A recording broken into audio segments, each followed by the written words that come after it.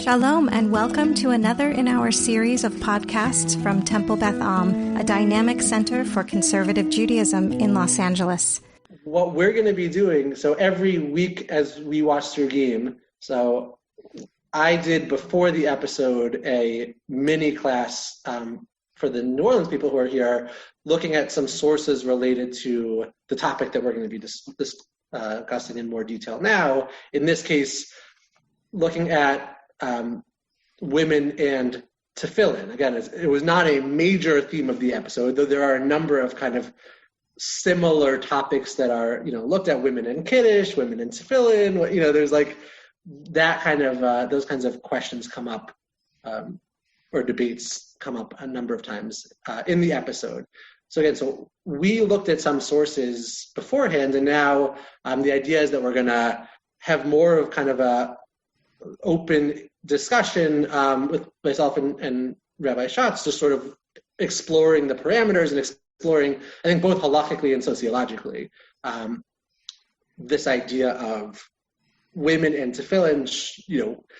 Can women, women are exempt, as we saw in some of the sources, from laying tefillin. Does that exemption mean they shouldn't lay tefillin? Can women choose to make themselves obligated?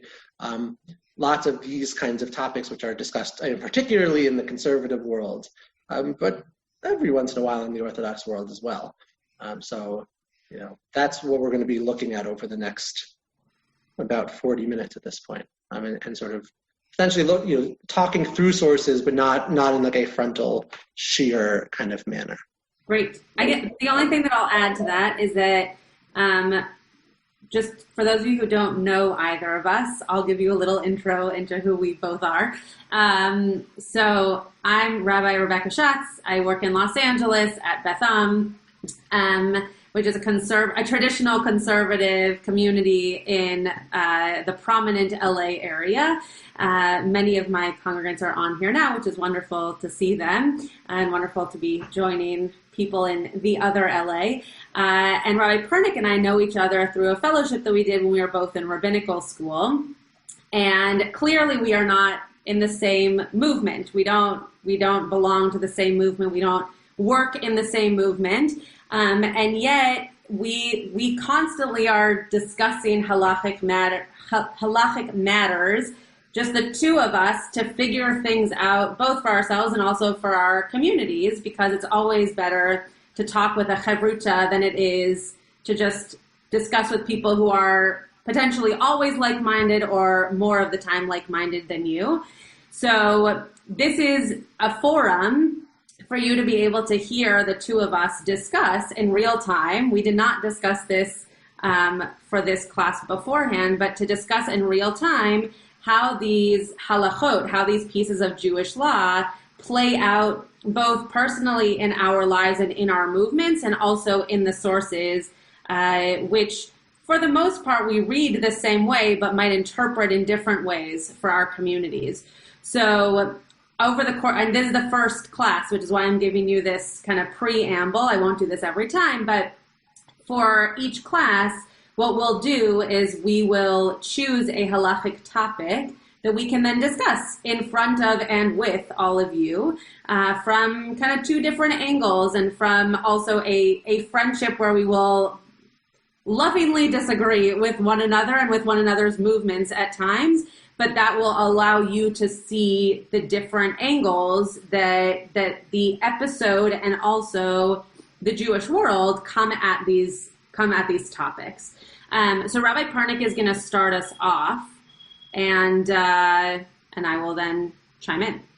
Sure. I'll just note,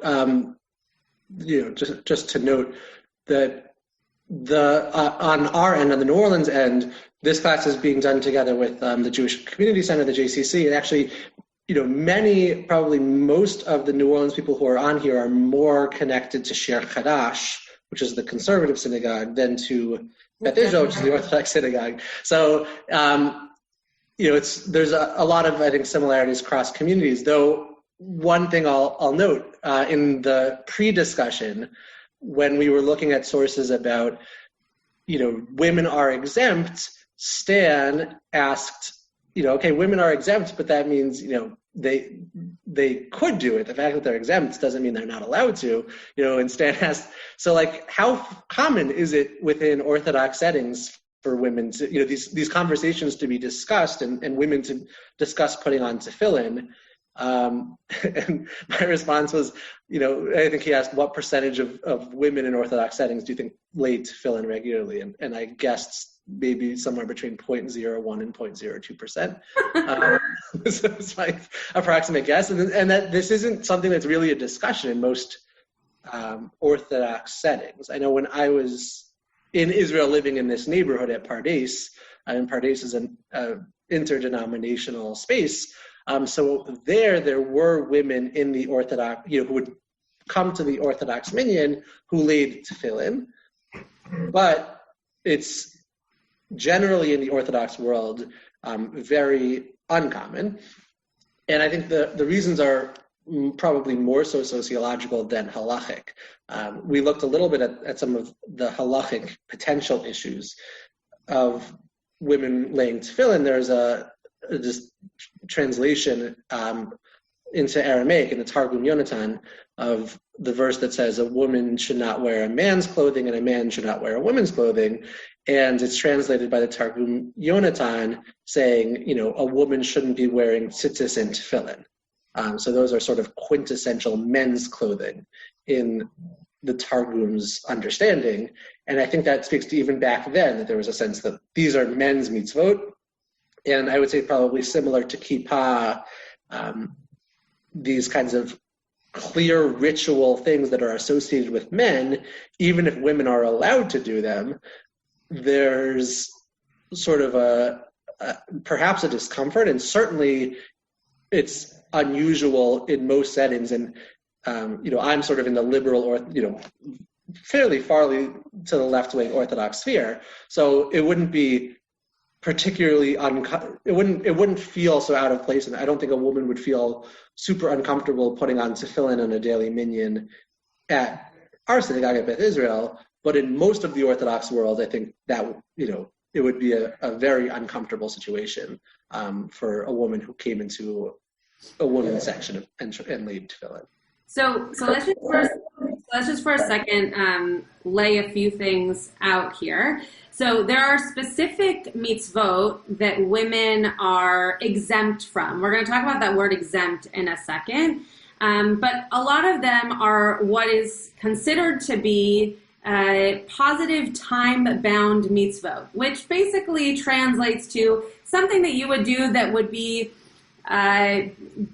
good to do as opposed to negative, and that would be at a specific time that it would need to happen, right? We don't lay tefillin at night, so it's time-bound because you would be doing it in the morning. It also has specific days that you would not be wearing it. So it's specific to a time. And women are exempt from those kinds of mitzvot. So when you think about what those kinds of mitzvot could be, you would think of things like the Shema or tefillin.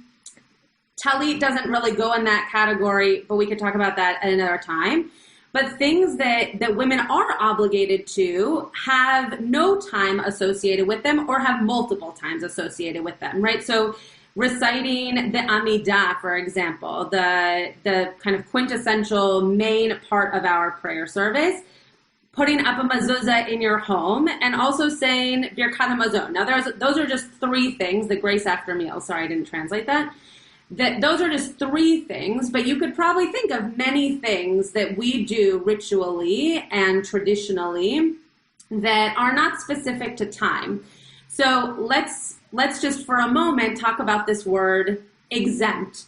There are many sources, and I don't actually know which sources Rabbi Pernick shared with you, so I'm sorry if this is redundant. But there's a place in the Gemara that talks about two women who actually wore tefillin. One was Michal, and one was the wife of Yonah, and we don't have to get into who these people were or why we don't know much about them, but the wife of Yonah would somehow associate herself with the Shalosh Regalim, with the pilgrimage holidays, in a way that would not be obligated for a woman to do, because again, it's time bound. And Michal was wearing tefillin. So exempt in this way, we clearly see that exempt is not that these people were not allowed to, but that they didn't have to. Because if something was done during a specific time back in those days, women might actually not be available to do them, and so they were exempt from them. Bonnie has a question, so I'm going to answer her question. When you light candles, that's time-bound. Okay, great. So there are certain things that we could imagine being associated with women and the mitzvah that women are supposed to do that also have times now, oh, Bonnie, you went away, that have times associated with them. And that they are not only not exempt from, but it's actually their mitzvah. It's actually a woman's mitzvah. So when we talk about exemption for tefillin, as Rabbi Pernick just mentioned, it seems to be a little bit more sociological and cultural than it does based on halakha and based on what the rabbis actually wanted from their congregations, from the women in their communities. So I'm going to say one more thing, and then I'm going to turn it back over to Rabbi Pernick, so this isn't a rant. In our community, I would say that most women do not wear tefillin, right? And as I mentioned before, it's a conservative community. Most women, however, don't wear tefillin. So you might be asking why, if in a liberal, egalitarian setting, women aren't wearing tefillin.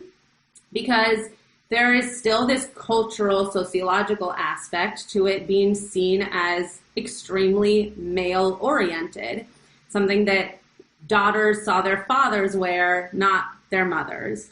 So one of the pieces that we'll get into in a moment is at what point does the halakha that we practice become a reflection of sociological norms and our own our own self-consciousness rather than actual halacha, actual law around whether or not you can wear tefillin. And in the series, it seems as though the guy whose name I don't remember because he's in the episode for like 5 seconds, but he seems to be uncomfortable, not for halachic reasons, because he can't give an answer as to why he doesn't want to use women's tefillin. He just keeps saying, I can't do it, I can't wear it, because it was owned by a woman. So we'll get into a little bit more of like where that breaks down, but I want to give Rabbi Pernick a chance to get a word in edgeways. Sure. I just, thinking about that particular point you're making, the most contemporary of the sources we looked at, the Penine Halacha, which is a very contemporary source, which talked to, we used your sources, but basically talking about how, a woman who wants to wear tefillin can, but she should do so in the privacy of her home. And right, that idea of like, yeah, it's right, halachically it's fine, but you would be looked at funny for doing so. Right. And I mean, not just with tefillin, but I remember the Israel trip that Rabbi Schatz and I were on together, along with Rabbi Lexi from Gates of Prayer. There's for New Orleans people. So we had our whole group, but there was another Reform rabbi or rabbinical student who was on that trip.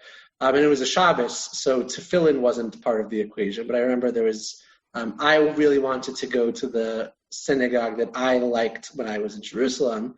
And this other Reform rabbinical student, was tagging along with me and a few other people who were going there, but she asked about whether she would feel uncomfortable going there with a talit. To which I responded, I really don't know, because I've never been a woman trying to put a talit on there.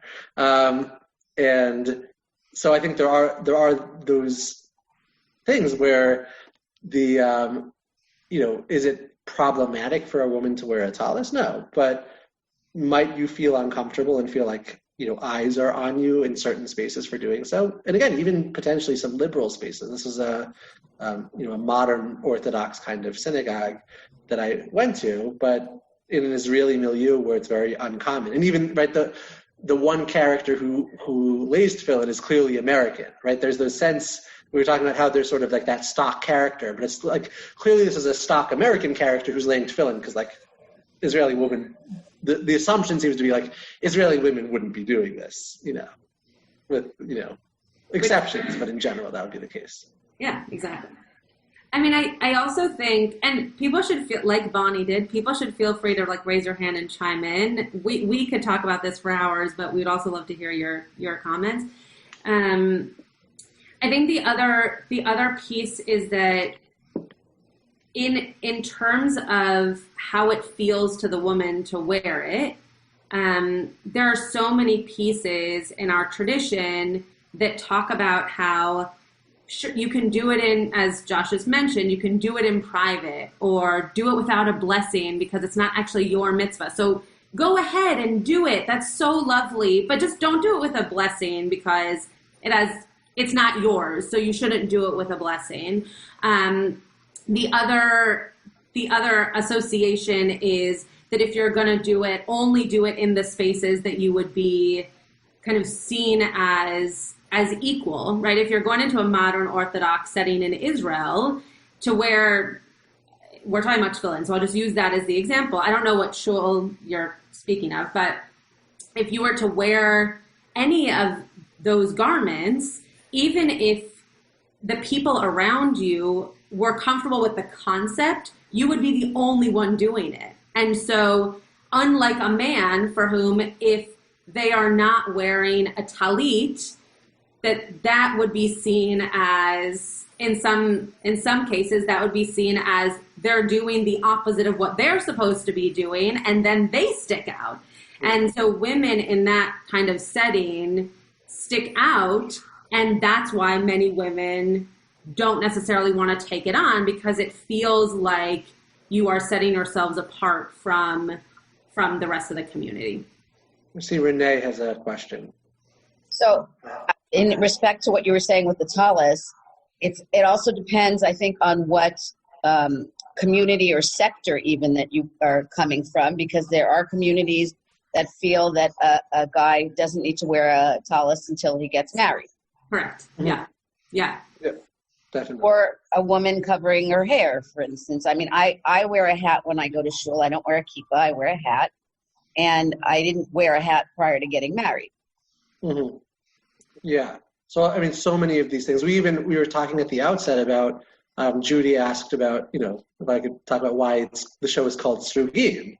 We talked about Srugim, right? The kippah that I wear is a kippah sruga, knitted kippah, right? And there's all kinds of hashkafic, like connotations of where you fit along the spectrum from non-Orthodox to modern Orthodox to yeshivish to Haredi, based on what your kippah looks like. So there's all these things, and I actually remember when I used to live in Charleston, South Carolina, my rabbi there talked about how in his first rabbinic interview they asked him what kind of kippah he wore. And he said that if you're going to make assumptions about me based on what kind of kippah I wear, I'm probably not the right, rabbi for this congregation. And he's, I would say yeshivish, and he wears a black velvet kippah, and he is sort of to some extent, a black velvet kippah kind of guy. But that idea of sort of judging was seen negatively, as it often is, and yet it can be helpful because there's a sense, it can also be hurtful. But it provides that sense of, you sort of understand, if I want to show I belong in this setting, I know how to dress. One of my classmates in rabbinical school decided to get trained as a moil, and the only places that would, the only people he could find who would train him were Haredi. And so every once in a while he would come to yeshiva, wearing a white shirt, black pants, unbuttoned top with a suit jacket, and he had his black hat that he would wear because you want to fit in when you go to those places. You don't want to stand out. So that's definitely a real thing. I'd like to go back to the percent of women that might wear tefillin. Is that what you said? 0.1, 0.2%?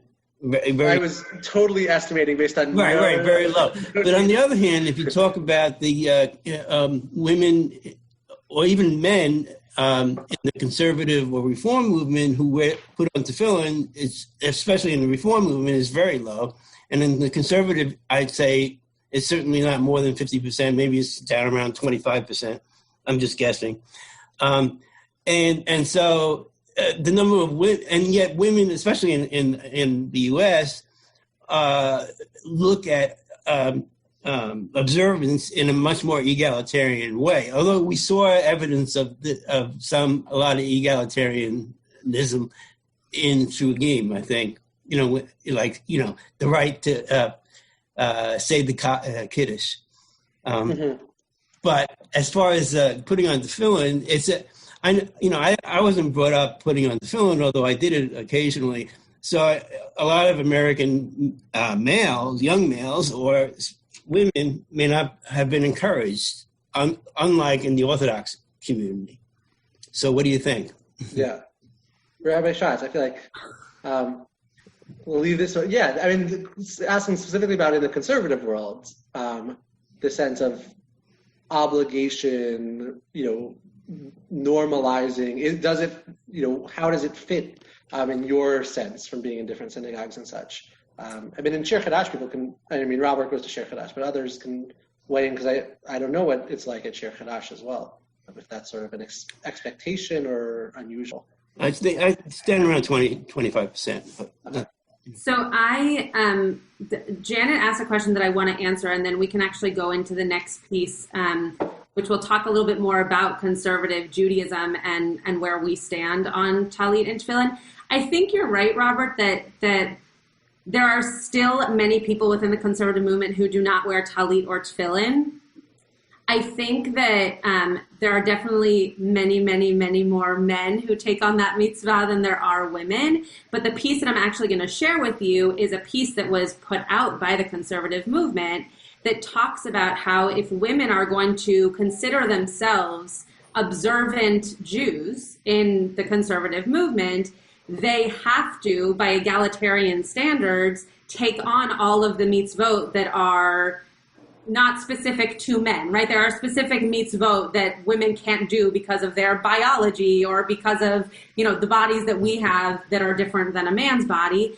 But the mitzvot that could work for either gender, women are supposed to take them on just as equally. So I just gave you a little bit of a teaser to the end of the text that I'm going to bring in a second. But I want to answer Janet's question. Janet asked, is there any association between wearing tefillin and, I think she means nida, the idea of taharat hamishpacha, and there is.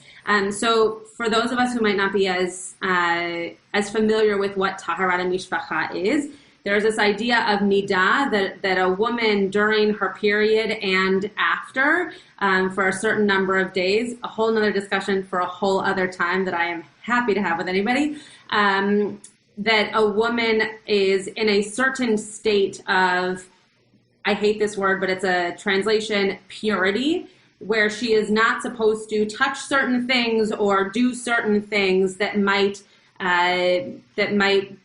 make others not pure, to change their status of purity. Again, purity is a terrible word for this, but without understanding Hebrew, it's hard to use another term.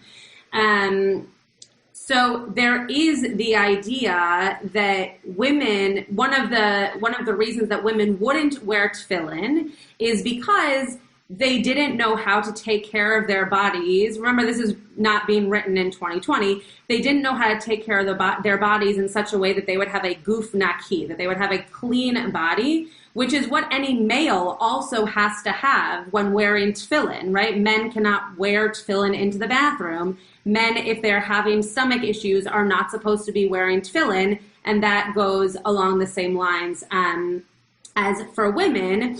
But because of the case that nida was this time when women might not know how to control the fact that they were bleeding, that would be a time that they shouldn't be wearing tefillin. And so then they just shouldn't wear tefillin at all, because what if all of a sudden, their body decides that they're going to be in nida without them knowing, and now they have tefillin on, and God strikes us with lightning. So that's kind of what the rabbis believed when they were putting that piece of halacha together. I am going to share my screen for 1 second. I know we told you this wasn't going to be a source sheet text study, but this next text is long, and so I want to share it with you so that I'm not going to read everything, but I'm going to share it with you. So in the conservative movement, we have things called shuvot. Shuvot are responsa, where we take Jewish law and we define it and we discuss it in ways of using halachic text to be able to make decisions based on the years that we are living in rather than the years that it was written. So this is one of the many ways that the conservative and the Orthodox movement differ, that some of the understandings that we have of halacha come from these tshuvot and not from the main source of halacha itself. So the question that was asked by Rabbi Pamela Barmash in 2014, right, not so long ago, was the question of, are Jewish women responsible for observing the mitzvot from which they have traditionally been exempt? So these mitzvot that they are not obligated to, nor that they are being told they can't do, are they responsible for observing them? Now, again, I'm not going to read this whole thing, though I'm going to keep it on the screen if you would like to read it. These are just excerpts, and I'm happy to send you the actual tshuva if you would like to read it. It's very, very, very, very long, so I didn't want to read the whole thing tonight, or we'd be here for hours. But the tshuva, the answer that she comes up with based on these halachic sources is here. The halacha has recognized that when social customs change significantly, the new social reality requires a reappraisal of halachic practices. The historical circumstances in which women were exempt from time-bound positive mitzvot are no longer operative, and the conservative movement has for almost a century moved towards greater and greater inclusion of women in mitzvot. In Jewish thought and practice, the highest rank and esteem is for those who are required to fulfill mitzvot. We rule, so this is the end result of this tshuva, we rule, therefore, that women and men are equally obligated to observe the mitzvot. We call upon conservative synagogues, schools, and camps to educate men and women in equal observance of mitzvot and to expect and require their equal observance of mitzvot. That's a very, very strong statement, and one that if you belong to a conservative community, you know is also not enacted, right? That we're not requiring that all women wear tefillin or all women wear talitot. It's possible in your community that when you approach the Torah, you have to wear a talit and kippah, or a head covering of some sort, but it's not the case that you have to do those things every single day. So I'm going to let Rabbi Pernick jump in, and then I'll share a little bit about how I personally see this in my own life and in our community, and then we'll open up for questions. Sure. So I wanted to bring up one thing that Lisa noted. So Lisa asked about the nida piece for one. Did the guy mention nida, that the guy who didn't want to put on tefillin? Okay. I don't remember. No. He didn't mention it. Okay, this is Janet. No. It's just a question I brought up because I thought sorry, the main reason. Yeah. No, it was not mentioned in the okay. Oh. Yeah, no, because I was Lisa also messaged me about that. So that's okay. So that is certainly a good question. And the other thing that Lisa pointed out, for those who are reading carefully or listening carefully, is that the guy made a made a homophobic comment, right? He said, I'm not going to take tefillin from this reform lesbian. That was what he said.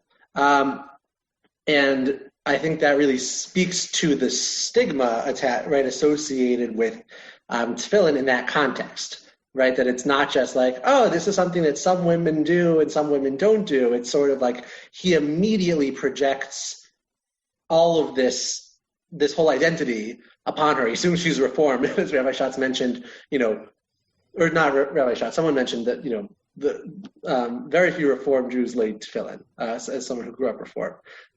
It's very uncommon in a Reform context to lay tefillin, but also sort of the assumption of her sexual orientation based on her laying of tefillin.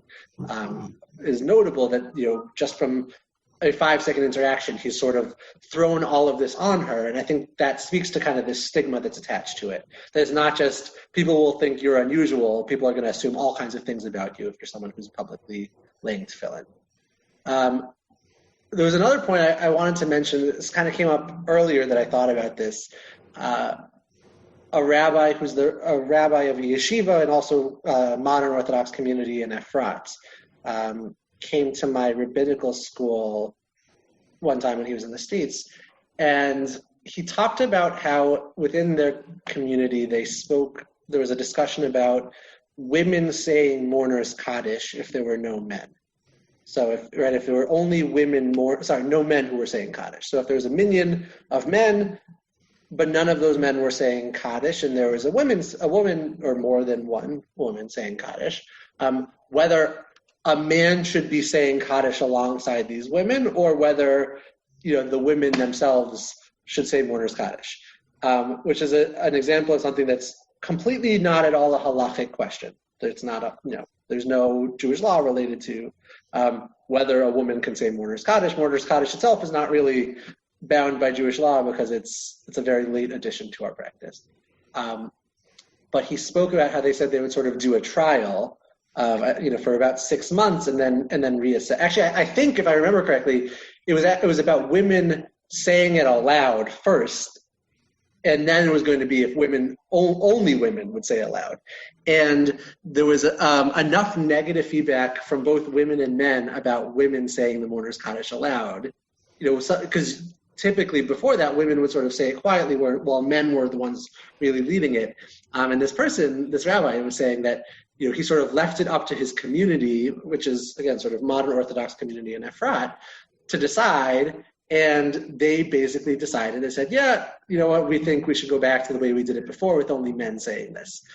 Purely sociological and comfort level. It's not at all a halachic conversation, but there was a sense of, yeah, we don't like this. This felt weird, so we're not going to do it. Right, which is it's a prime example of then a child who grows up in that community thinks that only men can say Kaddish, and then they grow up and they decide, well, I can't say Kaddish because my mom wasn't allowed to say Kaddish, so I'm not allowed to say Kaddish. Right. And it's just, none of that is factual. Right.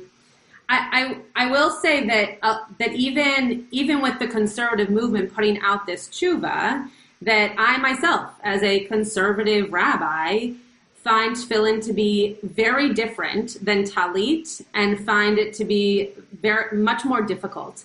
And I think that it is purely sociological, because I grew up going to Jewish day school where boys got detention if they forgot their tefillin, and I was never even asked if I cared to put it on. So it was never, in my mind, it was never a girl's mitzvah. It was never a female mitzvah to do to begin with. And so, later in life, even if I was in my early 20s, to be told that in rabbinical school I was going to have to at least try to wear tefillin was very difficult, because it's not a mitzvah that I was connected to. And I hear the conservative movement's point in terms of egalitarianism. If I want to be a rabbi and I want to stand in front of my community and say, I have authority just like the senior rabbi who's a male has authority, then I too should take on these mitzvot that he has to take on because he's a man.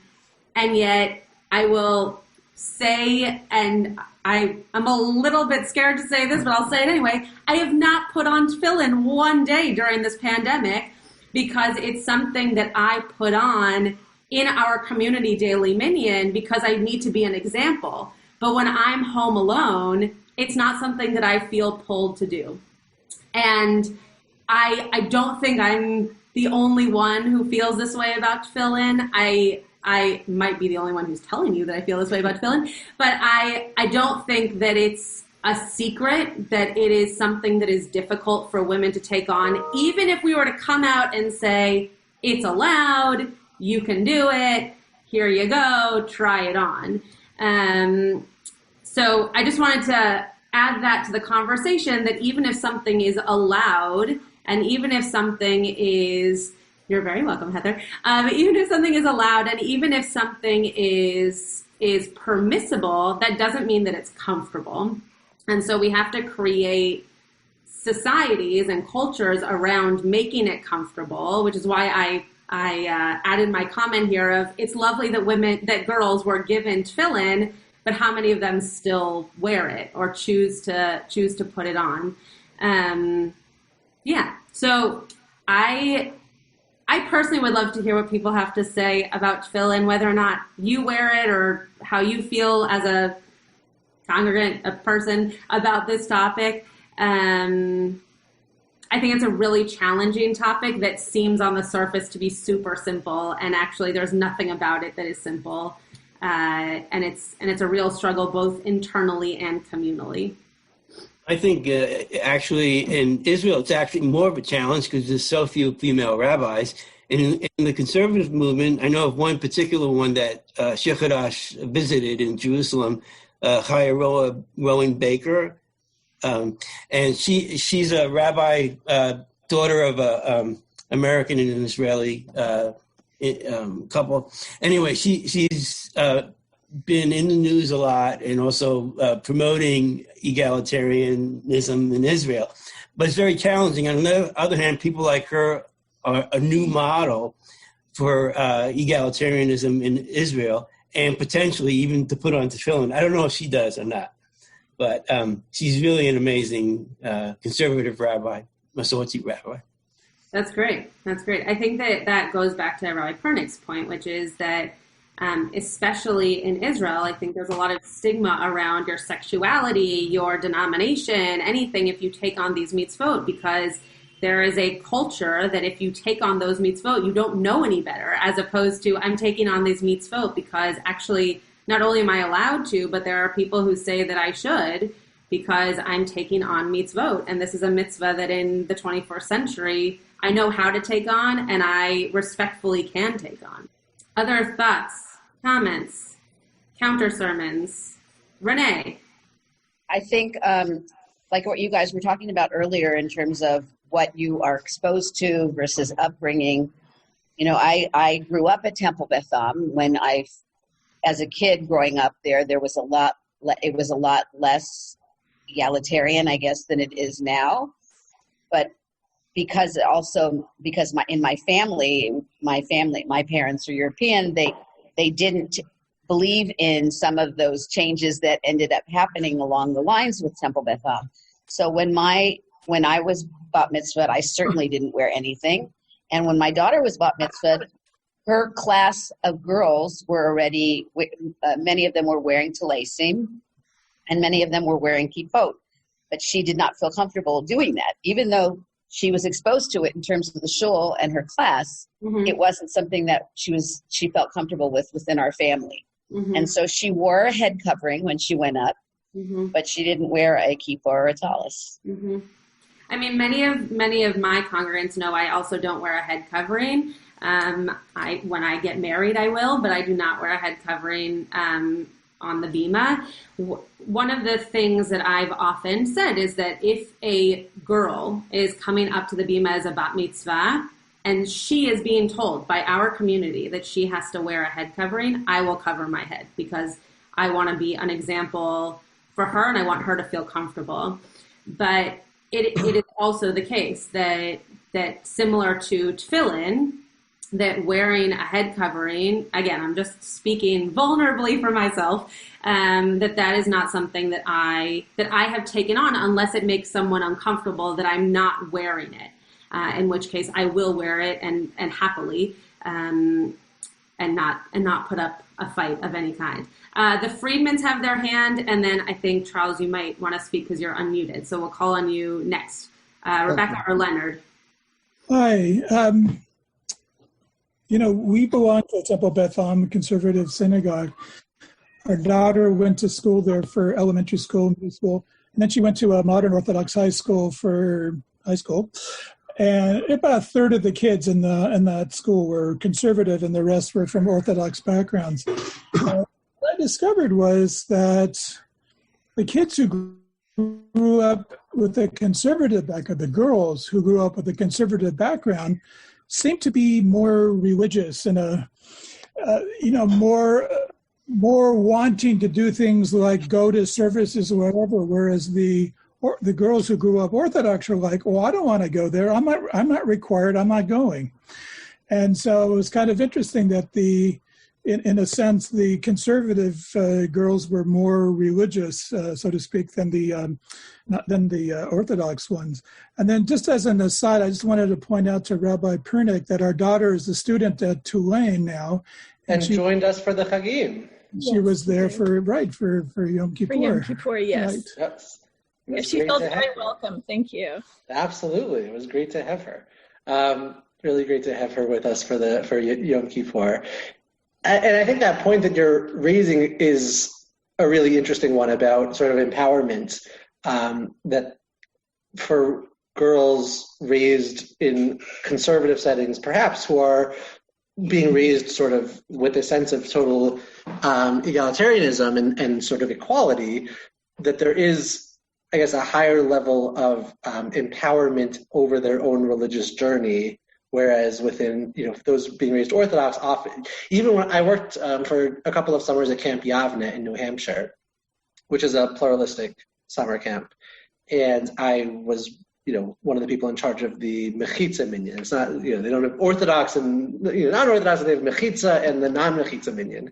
And most of the girls who came to the Mechitza minyan didn't come because they were necessarily Orthodox, coming from Orthodox families. It was because they knew that they wouldn't be called on to lead anything, right? That they could sort of sit in the back and, they maybe would be asked to open an ark or something, but they wouldn't be like really put on the spot the way they would in the egalitarian minyan. So there is something real there. I was also thinking about, I remember one time I gave at a minyan that at my rabbinical school, which has my rabbinical school, Yeshivat Chovevei Torah, which is for men, and Yeshivat Maharat, which is the sister school for women in the same building. And the minyan sort of has people from both contexts.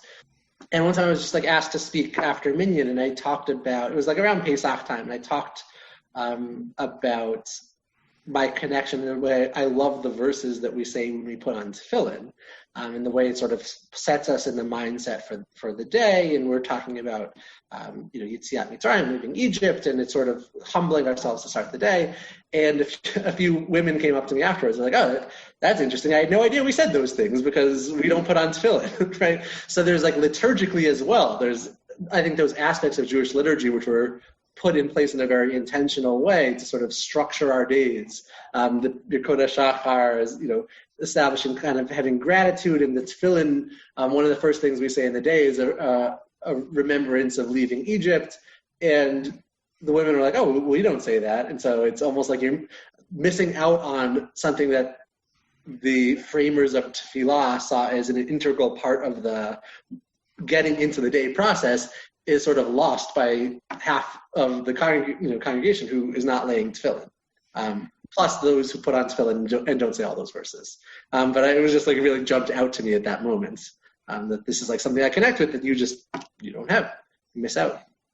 I was also going to say, in terms of bat mitzvah age girls, kind of learning about the opportunities they have. In the case of the tallis, at our congregation, a girl wearing a tallis, either purchasing one or making one, and seeing her friends and what they decide about designs and things, that's all part of what's encouraged, right, for bat mitzvah age girls. Whereas for the tefillin, I don't know how it is now, but I know when my daughter was at that age, the only opportunity was really at Camp Ramah, where they had somebody come and do a class and make tefillin, but it was only a few people could really get the class. It was kind of as hard to get as the cooking class. So it was very limited and kind of hit or miss. And if you got in the class, you could make a set of tefillin either for yourself or a relative, I believe. Yeah. But very few got to do that. So I don't know if there are as many opportunities. So yeah, it's kind of a more esoteric kind of endeavor for a girl to pursue. Mm-hmm.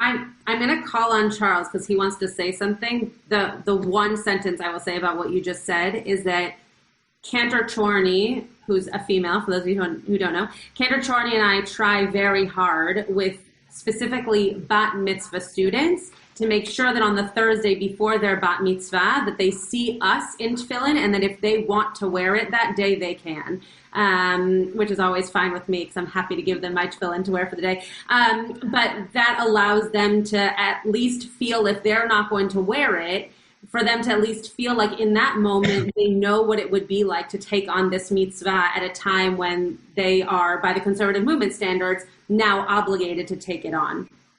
So I 100% agree with you. And the interesting thing is that an Orthodox man comes to teach that class at Ramah and allows women and boys and girls, they're not women and men, boys and girls to make tefillin, and then puts them on them, has them say the blessing, and asks them to wear them for the rest of the summer.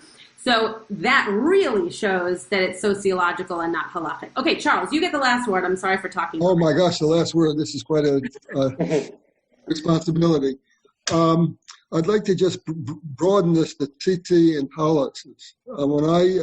As I understand it, tallis is a way to carry TT. Is that correct? Mm-hmm. Okay, so TT are not worn by women, and they're worn by many Orthodox men, and yet there's a parallel between that and the tefillin, I think, in that and when I grew up, as I said, no women wore tallises, but now many women do, so that, at least in the conservative movement, is promoted and allowed, whereas the tefillin, there seems to be reticence to do that. I just would like your opinion as to why. I'm happy to give you my opinion, and then Rabbi Pernick can have the last word.